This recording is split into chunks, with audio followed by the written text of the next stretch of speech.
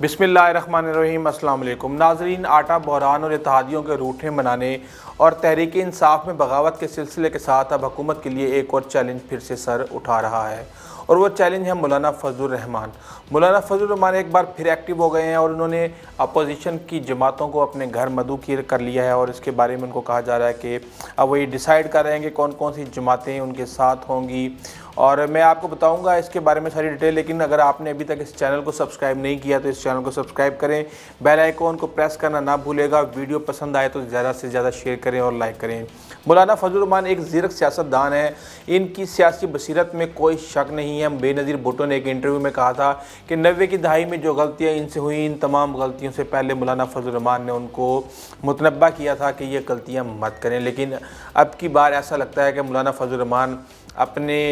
دماغ کی بجائے دل سے سوچ رہے ہیں اور انتہائی غصے میں ہیں۔ حالیہ عام انتخابات میں مولانا فضل الرحمان کوئی نشست جیتنے میں کامیاب نہیں ہوئے تھے، جبکہ ان کی جماعت بھی قومی اسمبلی میں نمائندگی حاصل کرنے میں ناکام رہی تھی اور چند سیٹیں انہوں نے اس کے بعد حاصل کی۔ وہ اپنی نشست بھی پی ٹی آئی کے امیدوار سے ہارے ہیں اور انتخابات بھی پی ٹی آئی کے ہاتھوں ہی ہارے ہیں کے پی کے اندر، تو انہیں ہمیشہ امید ہوتی ہے کہ ان کا کوئی ساتھی صوبائی حکومت میں کوئی نہ کوئی اعلیٰ عہدہ وغیرہ حاصل کر لے گا ماضی کے اندر۔ تو اس مرتبہ پی ٹی آئی نے ایسا بھی نہیں ہونے دیا کہ یہ ایک جماعت یا کوئی اہم وزارت میں یا کسی بھی حکومت کا حصہ بنے، ایون یہ بلوچستان میں بھی حکومت بنانے میں ناکام رہے، جس وجہ سے ایسا لگتا ہے کہ مولانا فضل الرحمان پی ٹی آئی اور عمران خان کو ہر حال میں ہٹانا چاہتے ہیں۔ میں بھی آپ کو ساری یہ ڈیٹیل بتاؤں گا کہ کس طریقے سے عمران خان کے اوپر گولہ باری ہو رہی ہے، کس طریقے سے نئے فارورڈ گروپ بنائے جا رہے ہیں، کس طریقے سے بحران پیدا کیے جا رہے ہیں، کس طریقے سے اتحادی ناراض ہو رہے ہیں اور اتحادیوں نے کیا شرط لگائی ہوئی ہیں آپس میں، بیک گراؤنڈ میں کیا معاملہ چل رہے ہیں۔ لیکن اس سے پہلے میں آپ کو مولانا کے بارے میں بتا دوں کہ دھرنا انہوں نے دے دیا تھا اور ظاہری طور پر کوئی ایسے فائد وہ حاصل نہیں کر سکے، لیکن انہوں نے اپنی آزادی مارچ اور پھر دھرنے سے پاکستانی سیاست میں ایک بار پھر سے مولانا فیکٹر کو ضرور زندہ کر دیا ہے۔ وہ اپوزیشن لیڈر جو اسمبلی میں رہتے ہوئے بھی اپوزیشن نہیں کر پا رہے تھے، ان کی جگہ مولانا نے اسمبلی سے باہر رہ کر ہی اپنے آپ کو اپوزیشن لیڈر کے طور پہ ایک بنوا لیا ایک طرح سے، اور ایک طرح سے اپنی اسپیس بنا لی ہے۔ اپنی عوامی طاقت کا مظاہرہ کیا جو حکومت کے لیے تو ایک اشارہ تھا، لیکن ساتھ میں پارٹی کے اندر جو ان کے خلاف آوازیں بلند ہو رہی تھیں وہ بھی ایک طرح سے ختم ہو گئیں، یہاں تک کہ مولانا کے دھرنے نے کشمیر میں جاری کرفیو سے بھی سب کی نظریں ہٹا کر اسلام آباد پر جو ہے نا سب کی نظریں گاڑ دی تھی، اور جس سے بڑا پاکستان کو کشمیر کے معاملے پہ نقصان بھی ہوا، اور ساتھ ہی ساتھ مولانا نے دھرنا سے خوب فنڈنگ بھی اکٹھی کی۔ وہ کہا یہ جا رہا ہے کہ نون لیگ اور پیپلز پارٹی سے بھی بھاری فنڈنگ لی گئی تھی، اور اب وقتی طور پر مولانا صاحب کو اس سے زیادہ اور کیا فائدہ حاصل ہو سکتا تھا۔ خیر، اس کے بعد مولانا نے اپنے فالوورز کو پلان بی اور سی کا لالی پاپ دیا اور دھرنا ختم کر دیا، گھر چلے گئے، اور اس کی ایک طرح سے بات جو ہے نا سننے کو ملا کہ وہ ناکام ہو گئے ہیں اور ان کے ساتھ جو کمٹمنٹس ہوئی ہیں وہ آنے والے وقت میں پوری ہو جائیں گی۔ مولانا اس کا بار بار اظہار بھی کر رہے ہیں کہ حکومت چلی جائے گی اور مارچ میں چلی جائے گی یا دسمبر میں چلی جائے گی، اور اب اس وقت حکومت ایک طرف آٹے کے بحران میں پھنسی ہے تو دوسری طرف اتحادیوں کے تحفظات پر بھی پریشان اور ہلچل کا شکار ہے۔ ایک طرف اتحادی بناؤ مشن زور و شور سے جاری ہے تو دوسری طرف پی ٹی آئی کے دوسرے آپشن کے طور پر نون لیگ کے ناراض اراکین سے بھی رابطوں کا فیصلہ کیا گیا ہے تاکہ عددی برتری کو برقرار رکھ کر پنجاب اور مرکز میں پی ٹی آئی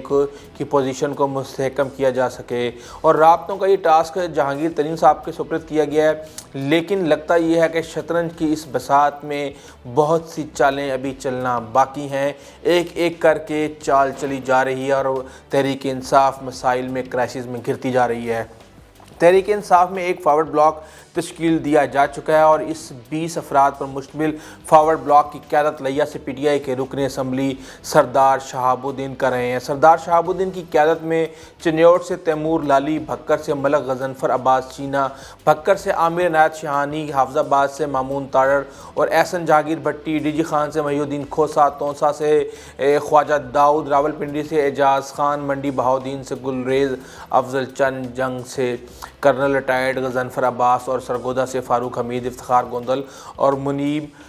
سلطان چیمہ ہیں۔ وہاڑی سے علی خاکوانی، برے والا سے افضل بندیشہ اور 3 خواتین سمیت 20 اراکین اسمبلی جو ہیں وہ پنجاب اسمبلی کے جو وزیر اعلیٰ عثمان بزدار پر اپنے تحفظات کا اظہار کر چکے ہیں، اور گروپ نے اسپیکر پنجاب اسمبلی چودھری پرویز الہی سے بھی رابطہ کیا۔ اس میں کوئی شک نہیں ہے کہ پنجاب میں اگر کوئی تبدیلی ہوتی ہے اس میں اہم کردار کاف لیگ کا ہوگا۔ یہی وجہ ہے کہ نون لیگ کی طرف سے بھی کاف لیگ سے روابط بڑھانے کی کوشش کی جا رہی ہے۔ چاہے وفاق ہو یا پنجاب، پی ٹی آئی میں دھڑے بندی کوئی نئی نہیں ہے۔ پی ٹی آئی میں دیگر سیاسی جماعتوں سے آنے والے سیاستدانوں نے اپنے ہم خیال گروپ ہی نہیں بنائے، بلکہ انٹرا پارٹی انتخابات کے موقع پر بھی عہدوں کے لیے وہ ایک دوسرے پر بہت زیادہ برستے ہوئے نظر آئے، اور الیکشن سے پہلے ہی شاہ محمود قریشی اور جہانگیر ترین کے درمیان اختلافات سامنے آ چکے تھے، اور شاہ محمود قریشی کو صوبائی سیٹ پر ہروا کر ان کے وزیر اعلیٰ پنجاب بننے کے خواب کو بھی چکنا چور کر دیا گیا تھا۔ یہ بھی کوئی ڈھکی چھپی بات نہیں ہے کہ جہانگیر ترین کے حوالے سے شاہ محمود قریشی نے اپنے مخصوص انداز میں یہ بھی کہا تھا کہ نااہل قرار دیے گئے شخص کا کابینہ میں شرکت کرنا اچھا نہیں، لیکن وہ جانتے تھے کہ جہانگیر کو کس کی حمایت حاصل ہے۔ آج بھی وفاق میں 2 گروپس موجود ہیں، اسد عمر، نعیم الحق، شفقت محمود، شیریں مزاری وغیرہ شاہ محمود قریشی کے گروپ، جبکہ عمر ایوب، فواد چودھری اور پرویز خٹک وغیرہ جہانگیر ترین کے زیر سایہ تصور کیے جاتے ہیں، لیکن اصل لڑائی پنجاب میں ہے۔ پنجاب میں عثمان بزدار وزیر اعلیٰ تو ہیں، لیکن شروع سے ہی یہ بات ہوتی رہی ہے کہ اصل میں حکومت کوئی اور کر رہا ہے، اور علیم خان کی گرفتاری سے پہلے لوگ علیم خان کو اصل وزیر اعلیٰ قرار دے رہے تھے۔ وزیر خارجہ شاہ محمود قریشی کے جہانگیر ترین اور گورنر چودھری سرور کے اور علیم خان گروپ سے اختلافات پہلے ہی موجود ہیں۔ پنجاب حکومت بننے کے بعد جب عثمان بزدار کو وزیر اعلیٰ پنجاب بنایا گیا تو پارٹی میں مزید گروپنگ ہو گئی تھی۔ اس طریقے سے یہ حالات چل رہے ہیں، جبکہ مولانا فضل الرحمان نے پی ٹی آئی کے خلاف جو محاذ تیار کر رہے ہیں وہ اس کے اندر انہوں نے مسلم لیگ نون اور اے این پی اور ساتھ میں پیپلز پارٹی کو فارغ کر دیا۔ وہ یہ سمجھتے ہیں کہ ان جماعتوں نے ان کو بہت زیادہ نقصان پہنچایا، انہوں نے سودے بازی کی اور مجھے اکیلے تنہا جو ہے نا چوک میں چھوڑ کے یہ نکل لیے، اس لیے انہوں نے اس دفعہ ان کو مشاورت میں بھی شامل کرنے سے جو ہے نا انکار کر دیا، اور وہ چاہتے ہیں کہ ان چھوٹی چھوٹی جماعتوں کا ایک حلوہ بنا کے، ایک مربع بنا کے وہ اس کے ساتھ جو ہے نا ان کے خلاف جو ہے نا عمل میں آئے، میدان میں آئے، تحریک انصاف کے خلاف۔ بیسیکلی مولانا اکیلے کچھ بھی نہیں کر سکتے عمران خان کا۔ میرے خیال سے عمران خان کے خلاف ماحول تیار کیا جا رہا ہے اور بڑے اچھے تڑکا لگا کے تیار کیا جا رہا ہے۔ آپ یہ دیکھیں کہ جب کاف لیگ کے خلاف ماحول تیار کر رہا تھا تو 2007-8 کے اندر آٹے کا بحران آیا۔ مجھے ایک بات سمجھ نہیں آتی کہ جب گندم آپ کے پاس آپ ایک زرعی ملک ہیں اور آپ کا ایک ایس او پی ہے کہ آپ نے 2 سے 3 سال کی گندم اپنے سٹورز میں سٹور کر کے رکھنی، اور اس وقت پنجاب حکومت کے پاس گندم موجود ہے تمام سٹورز کے اندر، لیکن ان کی ایک ایس او پی ہوتی ہے کہ آپ نے اس ڈیڈ لاک کے آگے آپ نے گندم کو استعمال نہیں کرنا۔ میرے خیال سے اگر چیزوں کو پراپر طریقے سے مینیج کیا جاتا اور اسپیشل انسٹرکشنز پر گندم کو ریلیز کیا جاتا تو یہ مسئلہ کہیں پہ بھی نہیں ہونا تھا۔ اور اگر آپ یہ دیکھیں کہ تقریباً 95% جو پاکستان کے لوگ ہیں وہ اپنی 1 سال کی گندم خرید کے گھروں میں رکھتے ہیں۔ یہ کام صرف شہروں کے اندر ہوتا ہے، اور عام طور پہ کے پی کے اندر یہ روایت ہے کہ وہاں پہ روٹیاں نہیں پکتی، وہاں پہ تندوروں سے لائی جاتی ہیں اور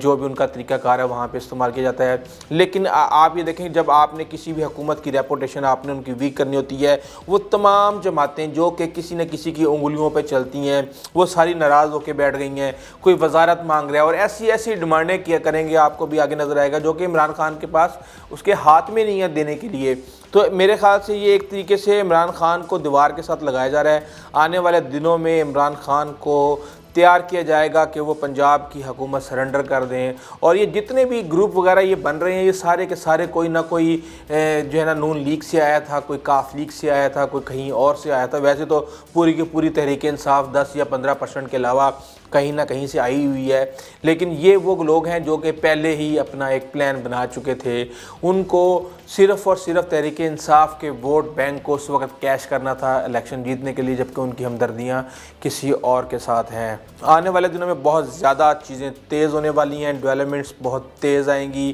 اگر آپ کو ہماری ویڈیو پسند آئی ہے تو پلیز آپ ہمارے چینل کو سبسکرائب کریں، آپ بیل آئیکن کا بٹن ضرور دبائیے گا اور کمنٹ ضرور کیجیے گا، اور شیئر کرنا بالکل مت بھولیے گا۔ اپنے دوستوں، عزیز و اقارب اور رشتہ داروں کا خاص خیال رکھیے گا۔ آئندہ تک کے لیے اجازت دیجیے، اللہ حافظ۔